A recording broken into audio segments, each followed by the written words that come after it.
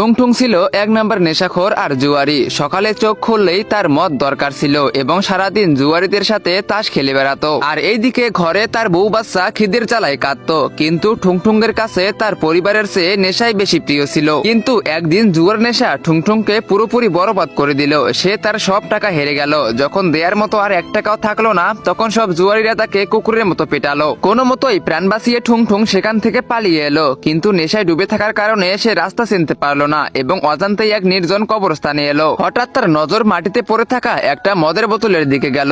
বোতল দেখে ঠুংঠুং নিজের সব ব্যথা ভুলে গেল এবং তাড়াতাড়ি বোতলের চিপিটা খুলে ফেললো। চিপি খুলতেই বোতল থেকে কালো ধোঁয়া বের হলো। আর এক শয়তান বাইরে এসে ভয়ঙ্কর গলায় বলল, আমি শত শত বছর ধরে বন্দী ছিলাম, তুই আমাকে মুক্ত করেছিস, বল তোর শেষ ইচ্ছে কি, আমি তা পূরণ করব। তুই চাইলে আমি তোকে একটা সোনার প্রাসাদ বানিয়ে দিতে পারি। ঠুংঠুং একটা জোরে ঢেকুর তুলে বলল, আবে প্রাসাদ দিয়ে কি করব, ঝাড়ু দিতে দিতেই তো ক্লান্ত হয়ে যাব।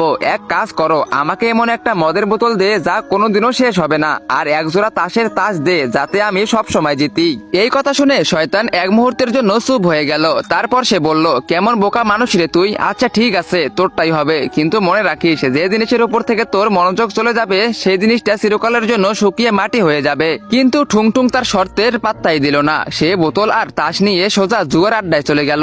এইদিকে তার বাসায় তার বউ আর বাচ্চা খিদে ছটফট করতেছিল, আর ওইদিকে ঠুংঠুং শুধু মদ খেয়েই চললো। তো গাইস, এরপরে কি হতে চলেছে তোমরা সেটা দেখতে পারবে পার্ট 2 তে। পার্ট 2 দেখতে চাইলে ভিডিওতে লাইক করে চ্যানেলটাকে সাবস্ক্রাইব করে দাও আর টিকটক আইডি ফলো করে দাও এবং কমেন্ট বক্সে কমেন্ট করো পার্ট 2।